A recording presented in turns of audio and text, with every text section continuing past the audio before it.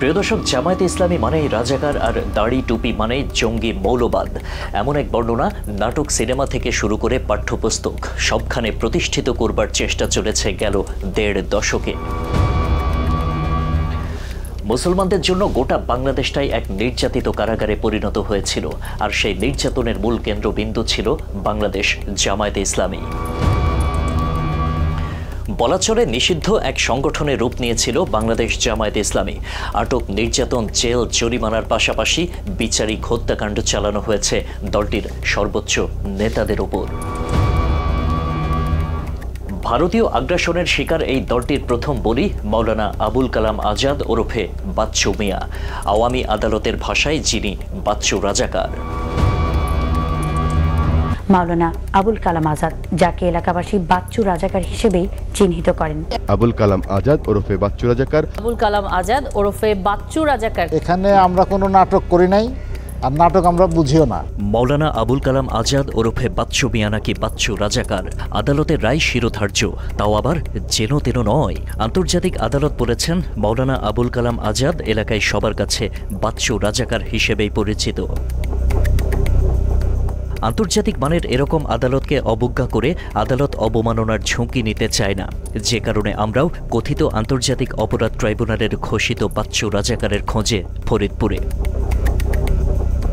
এই এলাকাতেই ব্যাপক ধ্বংসযজ্ঞ চালিয়েছে কথিত বাচ্চু রাজাকার। খুন, ধর্ষণ, ভাঙচুর, দখল, সংখ্যালঘু নির্যাতন, এমন কোনো অপরাধ নেই যা তিনি করেননি।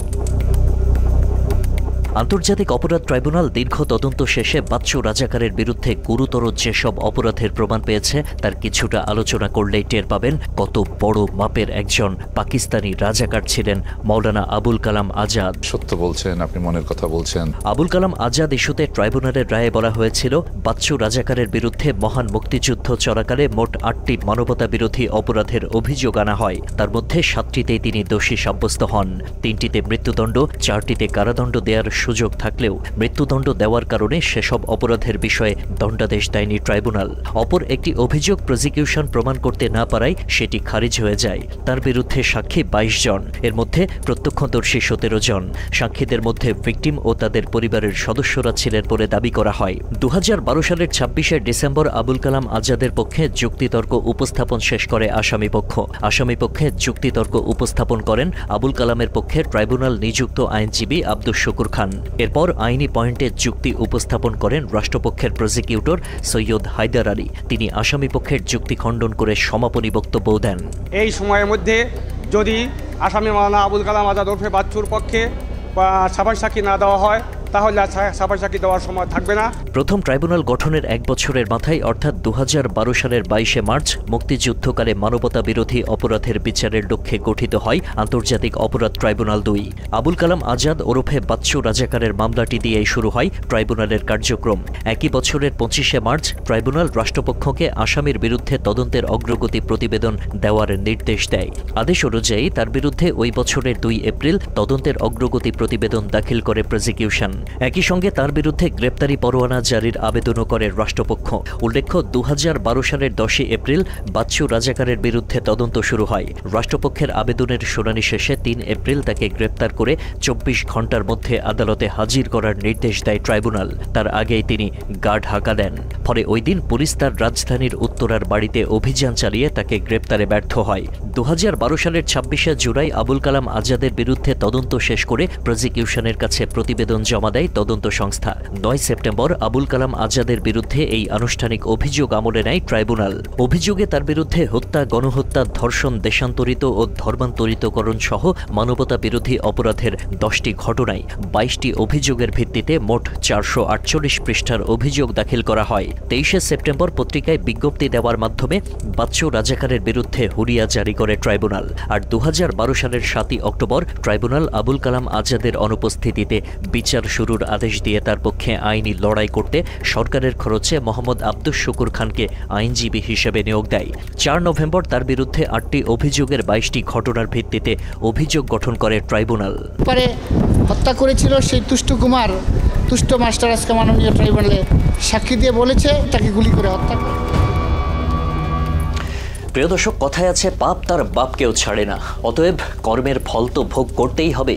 কিন্তু প্রশ্ন হলো, যেই পাপীর পাপে পুরো পরিবারকে পাপিষ্ঠ বানিয়ে শাস্তি দেওয়া হয়েছে, সেই পাপী কি আসলেই পাপ করেছেন? চলুন দেখে আসা যাক।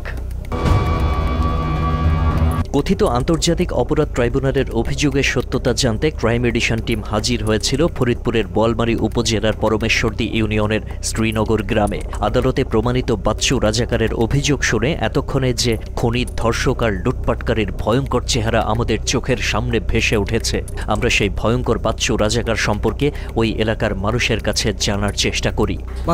বন্দুক, খেলাধুলা, বাজার মিলেনু, বাজার মেলে নাই, আমরা বাজার মিলেছি এই জায়গায় দেয়া, এই ফিলি করছি।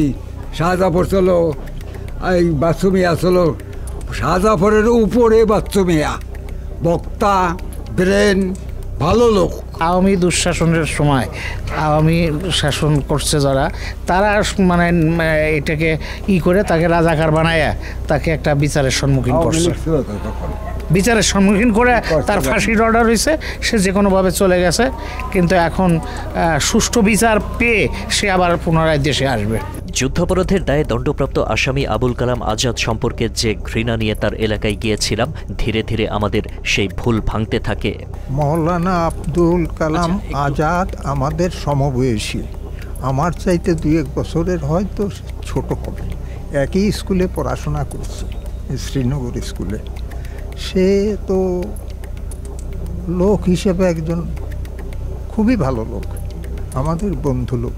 1971 সালে তার এ পর্যন্ত আমরা এই মৌলানা সাহেবের বিরুদ্ধে কোনো অভিযোগ আমাদের মুরব্বীরাও বলে নাই, আর আমরাও শুনিনি। 71-এ মৌলানা আবুল কালাম আজাদ কাদেরকে মেরেছেন সেই প্রমাণ পাবার আগেই একজনের খোঁজ পাওয়া গেল, যাকে পাকিস্তানিদের হাত থেকে বাঁচিয়েছিলেন। আমার খুব ঘনিষ্ঠ বন্ধু ছিল মৌলানা আবুল কালাম আজাদ। ভালো ইংরেজি, ভালো আরবি, ভালো উর্দু, ভালো ফার্সি বলতে পারতেন। মানে সমস্ত ভাষায় তার সাংঘাতিক দক্ষতা ছিল। তো এইখানে যখন মন্দিরেতে পাক আর্মি আসছে, তাদের সিদ্ধান্ত ছিল আমাদের বাড়ি এই পাশে, আমাদের বাড়িটা জ্বালিয়ে দেবে।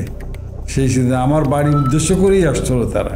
পাক আর্মির সাথে আবুল কালাম আজাদের দেখা হয়েছিল সেখানে সে তার ভাষা দিয়ে, তার উর্দু ভাষা দিয়ে তাদের বুঝাতে সক্ষম হয়েছে সে তাদের বাড়িটা জ্বালানো ঠিক হবে না, এবং যার কারণে আমাদের বাড়িটা সেভ হয়ে যায়। বাচ্চু রাজাকারের গ্রামে অর্থাৎ ফরিদপুরের সালতা উপজেলার যদুনন্দী ইউনিয়নের বড় খাড়দিয়া গ্রামে যাকে পেয়েছি, তার কাছে বাচ্চু রাজাকার সম্পর্কে প্রশ্ন করেছি, কিন্তু কি মুশকিল, সবার উত্তরই এক। সে আবুল কালাম আজাদ বা একজন মৌলানা লোক, আলেম, এইভাবে তো জানি বা চিনি থাকে। সে তো একটা ভালো লোক, আমাদের গ্রামে ছিল। তার নামে মিথ্যে অভিযোগ দিয়ে তারপরে তারা হয়রানি করছে, বা ও তো মিথ্যাটা মানত করে যায়, তারাই হয়রানি করছে। 1971 থেকে যতদূর আমরা জানতে পারি, দেখেছি, তখন মৌলানা আবুল কালাম আজাদের দ্বারা আমাদের তো কোনো ক্ষতি হয় নাই, বা এলাকার কোনো ক্ষতি হয়েছে বলেও আমি জানি না। উনি খুব ভালো লোক ছিলেন। স্বাধীনতার সময় 71-এ 16 ডিসেম্বরের আগে আমাদের এখানে পাক বাহিনী অনেক তাণ্ডব চালাইছে। তো স্থানীয় যারা রাজাকার ছিল তারাও করছে অনেক কিছু, লোকজন অনেকেই মারছে। তো এই যে রঞ্জন দাস, যে ওনাকেও পাক বাহিনী মারছে। তো এগুলো আমরা মূলত স্বাধীনতা পরবর্তী জেনারেশন, আমরা স্বাধীনতার সময় আমাদের জন্ম হয়নি, পরবর্তীতে জন্ম হয়েছে। তো এইগুলো আমরা আমাদের মুরব্বীদের মুখে শুনছি। আমি চেয়ারম্যান ছিলাম ঠিক আছে, কিন্তু এই ব্যাপারে আমাদের অতটা সংশ্লিষ্টতা ছিল না, বা আমাদেরকে বলেও নাই। তো এখানে আমরা স্থানীয়ভাবে যতটুকু জানছি যে যারা সাক্ষী দিছে, সাক্ষী যাদের মানা হয়েছে, সাক্ষ্য যারা আদালতে দিছে, এদের অনেকটা বাধ্য করেই নেওয়া হয়েছে সাক্ষী, বিভিন্ন ধরনের প্রেশার ক্রিয়েট করে এনাদেরকে সাক্ষ্য দেওয়ানো হয়েছে। আমার মনে হয় যে মৌলানা আবুল কালাম আজাদকে যে রাজাকার উপাধি দেওয়া হয়েছে, এটা সম্পূর্ণই মিথ্যা কথা।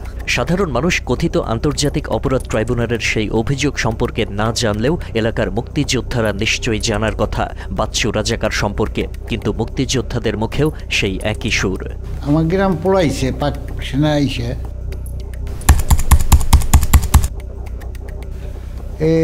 ওই কয়েকদিন পরে আমাকে বাড়ি টাড়িয়ে পাড়া ধরে পড়াইছে। কিন্তু ওই হিন্দু পাড়া কারা কি মারছে কারে এইটা আমার দেখা নাই, জানা নেই, বুঝছেন। আমি কিন্তু আসলে বাস্তব মেয়ে যে মারছে তাও আমি দেখিনি, আমি জানি না। এখানে আমাকে পূর্বের দিক ছিল কিছু লোক, সেই আইনিটা আমি কে নাম বলতে চাই না, সেই আমাকে ওইগুলো পড়েছে। আমার তার মৃত্যু হয়ে গেছে, ওনার নাম শুনছি কিন্তু এই রাজাকার হিসেবে আমি শুনিনি। পুরো এলাকা তন্ন তন্ন করে খোঁজাখুঁজির পরেও বাচ্চু রাজাকার সম্পর্কে কোনো তথ্য না পেয়ে আমরা আদালতে বাচ্চু মিয়া সম্পর্কে যারা সাক্ষ্য দিয়েছেন তাদের সন্ধান করতে থাকি। কিন্তু প্রথম সাক্ষীর বাড়িতে গিয়ে ফিরে আসতে হলো, কারণ হঠাৎ মামলার অন্যতম সাক্ষী বোয়ালমারী উপজেলার চতুল ইউনিয়নের হাসামদিয়া গ্রামের সত্যরঞ্জন সাহার হঠাৎ করেই জবান বন্ধ হয়ে যায়। বেশ কয়েক বছর হলো সাক্ষী সত্যরঞ্জন সাহা কথা বলতে পারেন না। এখন এক চোখে একদমই দেখে, মানে ওনার ব্রেন স্ট্রোক কয়বার হয়েছে? দুইবার। আমি রেভলিউশন পিরিয়ডে ইন্ডিয়ায় ছিলাম। তুষ্ট কুমার মণ্ডলকে বাচ্চু রাজাকারের বিরুদ্ধে দেয়া সাক্ষী সম্পর্কে জিজ্ঞাসা করতেই তিনি ফাঁস করে দেন কতটা সূক্ষ্মভাবে মাওলানা আবুল কালাম আজাদকে হত্যার পরিকল্পনা করা হয়েছিল। তুষ্ট কুমার আমাদেরকে জানান ৭১-এ তিনি বাংলাদেশ থেকে পার্শ্ববর্তী দেশে পালিয়ে গিয়েছিলেন। স্বাধীনের পর তিনি দেশে ফিরে আসেন, অথচ তিনিই কিনা এই মামলার সাক্ষী। তিনি জানান রীতিমতো বাধ্য করা হয়েছিল তাকে সাক্ষ্য দিতে। তিনি স্কুল শিক্ষক ছিলেন, তাকে চাকরিচ্যুত করার ভয়ও দেখানো হয়। জীবন বাঁচানোর তাগিদে তিনি মিথ্যা সাক্ষ্য দিয়েছেন বলে আমাদের কাছে স্বীকার করেছেন। কয়েক বছর পরেই আমি হঠাৎ একদিনকে জানতে পারলাম আমি সাক্ষী হয়ে গেছি। ওটা বাজারে আমাকে অ্যারেস্ট করে, পুলিশ হেফাজতে রাখে, গোলাপবাগ পুলিশ স্টেশন ওইটা রাখে। তো ওখানে থাকার আমি 10 দিন 11 দিন ছিলাম। আর না দিলে আপনাদের একটা পানিশমেন্ট হতে পারে, সমস্যা হতে পারে, এইভাবে আমার ভয় দেখায়। এবং আমি চাকরি করতাম, আমার চাকরি করে একটা হুমকি আসে। সে ছিল ছোট্ট, সে পেটের টিকে মনে হয়েছে, ও তো বাবার মুখই যায়নি। জ্যোৎস্না রানী দাস ছিলেন এই মামলার অন্যতম বাদী ও সাক্ষী, কারণ তার স্বামী চিত্তরঞ্জন দাস ৭১-এ হত্যার শিকার হয়েছিলেন। তিনি নিজেও জানেন না কে বা কারা তার স্বামীকে হত্যা করেছে, অথচ আবুল কালাম আজাদের বিরুদ্ধে তাকেও জোরপূর্বক সাক্ষ্য দেওয়ানো হয়। তারা জোর করে, আমরা তো এর মধ্যে তো আমরা কোনো কিচ্ছু না, কিন্তু তারা এসে জোর জুলুম করিয়া সাক্ষী দেওয়াবে, করবে। সেই 2 তারিখে ফিরে যাবে, তারপর সেই মরার সাথে তো আমরা চলে গেছি ভারতে। 2 ফিরে করে আসে, তারা ফিরে গেছে, পাইনি। ফিরে আসতে পরে তারপর তারা গাড়ি নিয়ে এসে জোর করিয়ে সাক্ষী দেওয়ার জন্য জোর জুলুম করে নিয়ে গেছে। পিতার নাম হচ্ছে মৃত চিত্তরঞ্জন দাস, মার নাম হচ্ছে জ্যোৎস্না রানী দাস। গোপালচন্দ্র দাস হলেন রঞ্জন দাসের ছেলে। এই মামলা নিয়ে তাকে অনেক সোচ্চার দেখা গিয়েছিল, বিভিন্ন সময় গণমাধ্যমেও কথা বলেছিলেন। তিনি জানান ৭১-এ তার বাবা যখন মারা যান তখন তিনি জন্মগ্রহণই করেননি। বাবার মৃত্যুর 6 মাস পরে তার জন্ম হয়। তার বাবার মৃত্যুর কাহিনী তিনি এলাকাবাসী ও তার মায়ের কাছ থেকে শুনেছেন। যখন যুদ্ধাপরাধ ইস্যুতে ট্রাইব্যুনাল গঠিত হয়, হঠাৎ তার বাসায় কিছু লোক এসে তাকে মামলা করতে বলেন। উত্তরে তিনি জানান তার বাবার হত্যাকাণ্ড সম্পর্কে তার কোনো ধারণা নেই, কে বা কারা মেরেছে সেটাও তিনি জানেন না। তাহলে কিভাবে মামলা করবেন? তাছাড়া তখন তার জন্মই হয় নাই। জন্ম না হলে তিনি বাদী হবেন কিভাবে? কিন্তু পরপর 2 দিন ব্যর্থ হয়ে পুলিশ ফোর্স দিয়ে জ্যোৎস্না রানীকে উঠিয়ে নিয়ে মামলা করানো হয়।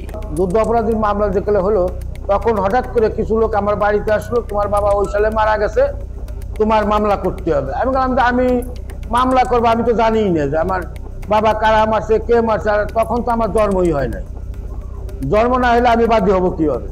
তখন তারা 2 দিন করে আমার মারে নেওয়ার জন্য আসে, আমার মা যায় না। 3 দিনের মাথায় পুলিশ ফোর্স দিয়ে তারা নিয়ে যায় আমার মারে দিয়া সাক্ষী দিয়ে আসছে। আমার 2100 টাকা দিছিল যাতায়াত ভাড়া, বুঝছেন? 2100 টাকা দিছিল, সেই 2100 টাকা দিয়ে আমি গেছি, আমি আইসি। এই ধলা মাতুব্বরকেও একই কায়দায় সাক্ষী বানানো হয়। সাক্ষ্য তাদের মন মতো না হওয়ায় তাকে 5 দিন আটকে রাখা হয়েছে বলে আমাদেরকে জানান। ভয়ভীতি দেখিয়ে তাকেও সাক্ষ্য দিতে বাধ্য করা হয়। পাশাপাশি ঢাকা থেকে ফরিদপুরে যাতায়াতের জন্য তাকে 2100 টাকাও দেওয়া হয়। বর্তমানে ধলা মাতুব্বর অনুশোচনায় ভুগছেন। বাবলু চৌধুরী, ওনার দুয়াই দিয়া সিভিলে 2জন লোক এসে কয়ে তোমার বাবলু চৌধুরী যাওয়ার কিছু। আমি কি কয়ে তুমি রঞ্জন দাসের সাক্ষী। আমি বলছি যে আমরা শুনছি যে সে মারা গেছে, কিন্তু আমরা ওর জায়গায় ছিলাম না, আমরা এইটা জানি না যে কে মারছে বা কাহারা মারছে, এইটা আমরা জানি না, কিন্তু শুনছি আমার গ্রামেরই ব্যাপার, কিন্তু আমি এইটা জানি না, আমরা ওখানে যাইনি, আমাদেরই নিয়ে। আর ওনারা বলে যে না, বলতে হবে যে বাচ্চু গুলি করে মারছে, তা আমরা বলি না। তো এইরকম 4 দিন 5 দিন আমাকে এইরকমই মানে উড়েছে। তারপরে শেষে কী করো, বাধ্যতামূলক আমাকে শেষে বলা লাগছে। মার্ডারটা যে কীটা করছে আমি ওখানে ছিলাম না। মোহাম্মদ মোজাহার শিকদার, তিনি মৌলানা আবুল কালাম আজাদের সহপাঠী ছিলেন। তাকে জোরপূর্বক ভয়ভীতি দেখিয়ে সাক্ষ্য দেওয়ানো হয়। ঢাকা নিয়ে গিয়ে তারা যা যা বলতে বলেছে তিনি তাই বলেছেন। তার নিজের কোনো বক্তব্য তারা শোনেনি এবং তাকে কঠোরভাবে বলা হয়েছিল তারা যা বলবে তাই বলতে হবে। তাকে শিখিয়ে দেয়া হয়। সুধাংশু বাবুকে মেরে রেখে গেছে আবুল কালাম আজাদ। জীবন বাঁচানোর তাগিদে তিনি তাদের কথা মতো সাক্ষ্য দিয়েছেন। ওই জায়গায় মিটিং টিটিং হয়েছে, বাবুবাড়ি, ওখানে গেছিলাম, কিন্তু এরপরে আমার সাক্ষী বানাই দিয়েছে। তারপরে তো আমি সাক্ষী দিবার যাব না। তারপরে দারোগা বলল যদি আপনি সাক্ষী দিবার না যান তো এখানতে আপনার ফরিদপুর চালান দেবো, ফরিদপুরতে রাখা জাতি হবে। তারপরে এই ভয়তে, জীবন বাঁচানোর ভয়তে তারপরে সাক্ষী দিবার গেলাম। আমরা সাক্ষী আবুল কালাম আজাদ এই জায়গার স্থানীয় লোক এবং কাজী সাহেবের জামাই, এটাও আমরা জানি, সব কিছু সে ভালো লোক তাও জানি, কিন্তু সাক্ষীটা যে আমাদের কীভাবে কী ঘটাইলো এটা আমরা বুঝবার পারিনি। দেবকুমার দাস, তিনি বলেন আবুল কালাম আজাদ ভালো লোক, সাক্ষী দেওয়ার ক্ষেত্রে কিভাবে কি ঘটানো হয়েছে তা জানতে পারেননি। পুলিশ এসে তাকে নিয়ে গেছে, তারা লিখিত অবস্থায় যা বলিয়েছে তাই বলে চলে এসেছেন। পুলিশ এসে নিয়ে যেয়ে তারপরে তারা লিখিত অবস্থায় যা বলাইছে তাই বলে চলে আইছি। কোর্টে দ্বারা করছে যে যা বলিব সত্য বলবো, মিথ্যা বলিব না। ওই কাগজ দেয়, আমাদের 3 দিন রাখছে ঢাকা গোলাপবাগ পুলিশ কোয়ার্টারে। ওই যা রেখে তারপরে আমাদের চিকেন উপরানো করে তারপরে হঠাৎ একদিন আমাদের মানে পুলিশ এসে নিয়ে যায়। আমাদের বলছিল যে তোমরা সাক্ষী দাও, মানে এরকম নির্দেশ চাইছে আর কি, লোভ দেখাতে সাক্ষী দিলে তোমাদের পয়সা করে দেওয়া হবে, মুক্তিযোদ্ধাদের মতন তোমাদের দ্বিতীয় মুক্তিযোদ্ধা ভাতা করে দেওয়া হবে, তোমরা সাক্ষী নির্ভয়ে দাও, এরকম কিছু প্রলোভন দিয়েছিল আর কি। আমাদের যেভাবে তারা মিথ্যা সাক্ষী দিয়ে আইছে সেইভাবে দিয়ে আইছি। সেখানে তো আমাদের কোনো ক্ষমতা নাই যে আমরা সেখান থেকে বেরিয়ে আসবো বা না করবো, এরকম কোনো ক্ষমতা আমাদের ছিল না। তারপরে কেটে দিয়ে চলে আইছি। আর ধানমন্দির নিয়ে যে কাজে এই জায়গা অমকরে রিমান্ড দিছি, তো অমকরে দিছি, অস্ত্র দিয়ে এখন কি করব, জীবন বাঁচানো ফরজ। আবুল কালাম আজাদের বিরুদ্ধে আরেক সাক্ষী রওশন শেখ, তিনি জানান এলাকায় পুলিশ এসে প্রথমে তাকে থানায় যাওয়ার জন্য বলে। এলাকার লোকজন থাকায় তাকে নিতে পারেনি। তবে পরের দিন তাকে থানায় যাওয়ার নির্দেশ দেওয়া হয়। তিনি সেখানে গেলে সাক্ষী হতে বলা হয়। তিনি বলেন এ ব্যাপারে তার কাছে কোনো তথ্য নেই। 3 দিন আটকে রাখা হয় তাকে। এরপর একটা লেখা ধরিয়ে দিয়ে মুখস্থ করতে বলা হয়। তিনি জানান পড়ালেখা জানেন না। পরে তাকে কোর্টে তোলা হয় এবং তিনি যা বলেন তা তাদের পছন্দ হয় না। পরে তাদের ইচ্ছা মতো লিখে নিয়েছে। জীবন বাঁচানোর তাগিদে তিনি ওনাদের কথাই সায় দিয়ে চলে এসেছেন। আমাকে নিয়ে এসে পরের দিন কোর্টে আনলে আমরা যদি একটা কই, তারা 5টা কয় যে ওইটা হবি না এই বেলি হবি। এখন তাকে মন মতো এরকম লেখে টেকে নিচে করছে। এখন আমরা কি করবো, আমাকে জীবন বাঁচানোর ভয়তে আমরা যেটা জানি তাও কইলি সেটা হয় না যে আমরা এ সম্পর্কে জানি না। সে খুব ভালো লোক, আমরা জানি কি রাজাকার ছিল, কিডা কি পড়াইছে। আবুল কালাম আজাদ আমরা জানি এ জায়গা বাচ্চু মিয়া কইছে দেশে বাড়ি, আমরা সেইটাই জানি, কিন্তু উনি লোক ভালো এটাও আমরা জানি।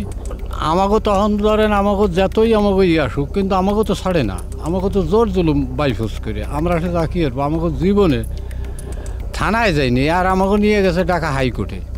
সে জায়গাতে এক দলীয় লোকই তারা যেটা খুবই সেইটাই শুনতে হবে। পুলিশ আমাকে এখান থেকে এইখানে বসেই আমাকে বলতেছে যে আপনি সাক্ষী দেওয়ার যাইতে হবে। আমি বললাম যে আমি কিসের সাক্ষী, আমি চলে গেছি ইন্ডিয়ায়। অসিত বরণ সাহার সাথেও সাক্ষ্য দেয়া নিয়ে একই ধরনের ঘটনা ঘটেছে। তিনি জানান পুলিশ তার বাড়িতে এসে তাকে সাক্ষী দিতে যাওয়ার কথা বললে তিনি বলেন তৎকালীন সময়ে তিনি ভারতে ছিলেন, তিনি যাবেন না, কারণ এটা সম্পর্কে তার কাছে কোনো তথ্য নেই। পরে তাকে হাতকড়ার ভয় দেখিয়ে নিয়ে যাওয়া হয়। এরপর 3 দিন আটকেও রাখা হয়। আটক অবস্থায় তার সাথে উকিলরা এসে আবুল কালাম আজাদের ব্যাপারে জিজ্ঞাসা করলে নাসূচক জবাব দেন।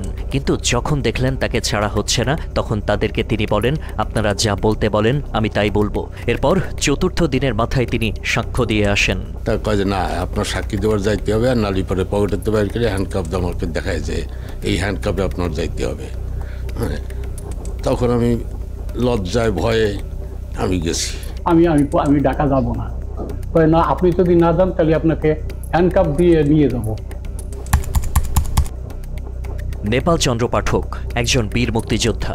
মুক্তিযুদ্ধের শুরুতে তিনি ভারতে চলে যান, সেখান থেকে ফিরে ৯ নম্বর সেক্টরের অধীনে মুক্তিযুদ্ধে অংশ নেন। এছাড়া ফরিদপুর এলাকাতে তিনি যুদ্ধের সময় ছিলেনই না, অন্য এলাকায় যুদ্ধে অংশ নিয়েছিলেন। তিনি জানান, একদিন হঠাৎ করে তার বাড়িতে পুলিশ এসে তাকে ফরিদপুর যেতে বলে। তিনি প্রথমে যেতে না চাইলে বাধ্য হয়ে যেতে হয়। প্রথমে পুলিশ লাইনে নেওয়া হয় তাকে। সেখানে সাদা পোশাকধারী লোকজন তাকে নানান ভয়ভীতি দেখায়, এমনকি আজীবন জেলের ভাত খেতে হবে বলেও হুমকি দেয়। তাকেও 3 দিন আটকে রাখা হয়। চতুর্থ দিন তিনি তাদের শেখানো কথা মতো সাক্ষ্য দেন। যুদ্ধ শুরু হওয়ার পর যখন শুনলাম যে চিটাগাং সেনাবাহিনী, পাকিস্তানি সেনাবাহিনী আসছে, এই সময় আমি ফেরত যাই।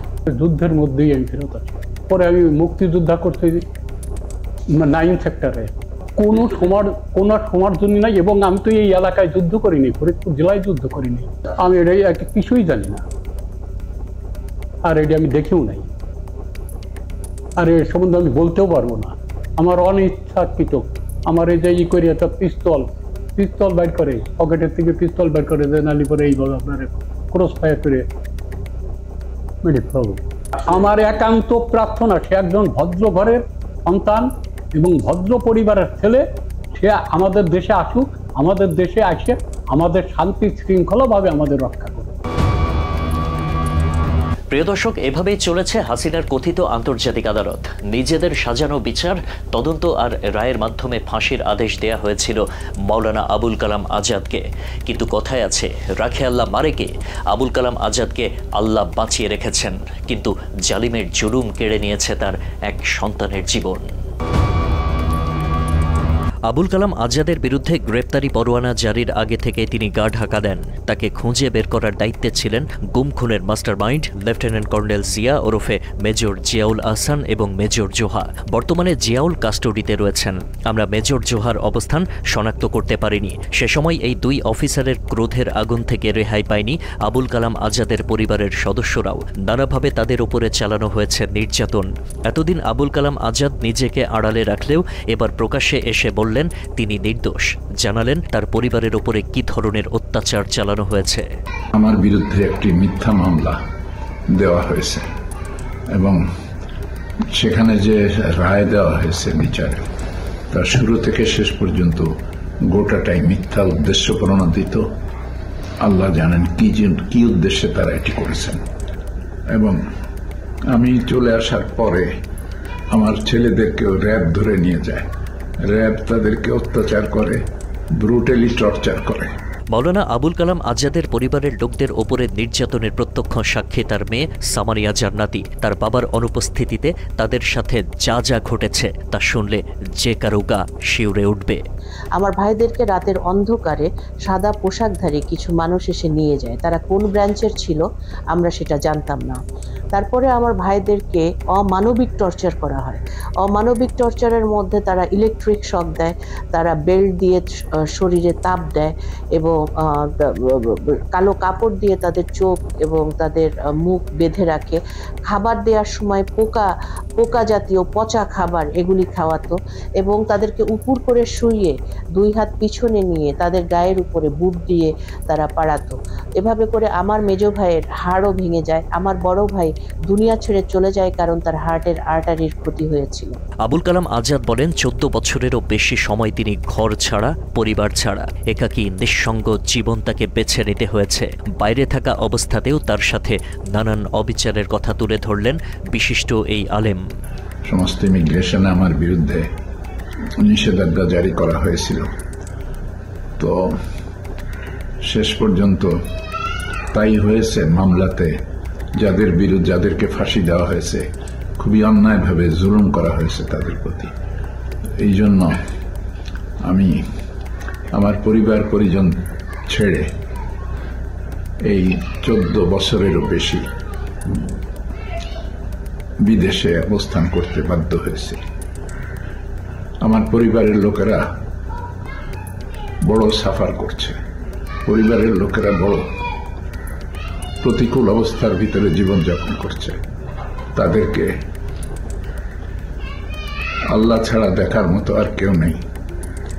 আমি আমার স্ত্রী আছে, আমার মেয়ে আছে দেশে, এবং আমার ছেলে মেয়েরা আছে, তারা সকলেই সাফারার। শুরুতে আইনজীবীদের সাথে কথা বলেছিলেন মাওলানা আবুল কালাম আজাদ, কিন্তু তাকে বলা হয় এই রায় তৈরি হয়ে আছে, দেশের বাইরে থেকে এর রায় আসবে, আপনি এদের সাথে পারবেন না। তো আমি এই মিথ্যা মামলায় কি করব সে ব্যাপারে পরামর্শ নিয়েছিলাম আইনজীবীদের কাছ থেকে, এবং দেশের বোদ্ধাজনদের কাছ থেকে। তারা আমাকে পরামর্শ দিয়েছেন যে এখানে কোনো সুবিচার পাওয়া যাবে না, এই রায় বাইরের থেকে আসবে, আর রায় তাদের তৈরি হয়ে আছে, আপনি এই কেস ফাইট করতে পারবেন না। তখন আমি বাইরে চলে যাই, দেশের বাইরে হিজরত করে চলে যাই, এবং হিজরত করে যাওয়ার জন্য আমাকে অনেক বেগ পেতে হয়েছে।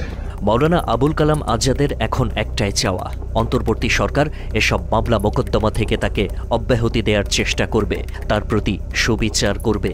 তো আমি চাচ্ছি যে আমার এই মামলা মোকদ্দমা থেকে আমাকে অব্যাহতি দেওয়ার ব্যবস্থা করবে বর্তমান সরকার, এবং আমার প্রতি সুবিচার করবে, তারা এই আশাবাদ ব্যক্ত করছে। যারা মিথ্যা সাক্ষ্য দিয়েছেন তাদের প্রতি যেন কোনো অবিচার না হয় এবং সমাজের লোকজন যেন তাদের খেয়াল রাখে, সেই বার্তাও দিয়েছেন মাওলানা আবুল কালাম আজাদ। আমার বিরুদ্ধে যারা সাক্ষী দিয়েছিল তারা সকলেই বলছে যে আমরা আপনার বিরুদ্ধে সাক্ষী দিতে চাইনি, আমাদেরকে শেখানো হয়েছে মিথ্যা কথা, এবং পুলিশ দিয়ে ধরে নিয়ে গিয়ে আমাদেরকে আটকে রাখা হয়েছে। তো আমি আশা করব যে তাদের প্রতি কোনো অবিচার না হয়, প্রতিবেশী সমাজের লোকেরা যেন তাদের প্রতি খেয়াল রাখে। যারা মনে করেন যে এখানে আগের ট্রাইব্যুনালে, যেহেতু আগের ট্রাইব্যুনালের ব্যাপারে অজস্র বিতর্ক ছিল, এখানে অনেক অনিয়ম হয়েছে, আইন বহির্ভূত কাজ হয়েছে, এই সব ব্যাপারে যারা ভিকটিম হয়েছেন, এই অবিচারের ভিকটিম যারা হয়েছেন, সেই সমস্ত ভিকটিমরা চাইলে এই ব্যাপারে যথাযথ আইনগত ব্যবস্থা নিতে পারেন। এটা তাদের সিদ্ধান্তের উপরে নির্ভর করবে। তারা যারা জীবিত আছেন, বাইরে আছেন, তারা যদি চান গভর্নমেন্টের কাছে এই বিষয়গুলো পুনরায় তদন্তের ব্যাপারে আবেদন করতে পারেন, কমিশন গঠন হতে পারে, অথবা যাদের মামলা যারা এখনও এক্সিকিউটেড হননি তারা এখানে পুনর্বিচার চাইতে পারেন। এইসব বিষয়ই নির্ভর করছে ভিকটিম যিনি আছেন তিনি কিভাবে এটাকে চান। প্রিয় দর্শক, জীবনের উপর দিয়ে বয়ে যাওয়া কঠিন এক ঝড় লণ্ডভণ্ড করে দিয়েছে মাওলানা আবুল কালাম আজাদের জীবন। যা হারিয়েছে তা আর ফিরে পাবার সুযোগ নেই। তবে রাষ্ট্রের কাছে তার দাবি প্রাপ্য সম্মানটুকু দিয়ে যেন তাকে দ্রুত দেশে ফিরিয়ে নেওয়া হয়। জীবনের শেষ দিনগুলোর মতো শেষ নিঃশ্বাসটাও ফেলতে চান প্রিয় মাতৃভূমির বুকে। প্রিয় দর্শক, বাংলা এডিশনের ফেসবুক এবং ইউটিউব চ্যানেল সাবস্ক্রাইব করে পাশে থাকুন। আমাদেরকে ইমেল করুন crime@banglaedition.com এই ঠিকানায়। ক্রাইম এডিশন তুলে ধরবে আপনার কথা আপনার মতো করেই। আল্লাহ হাফেজ।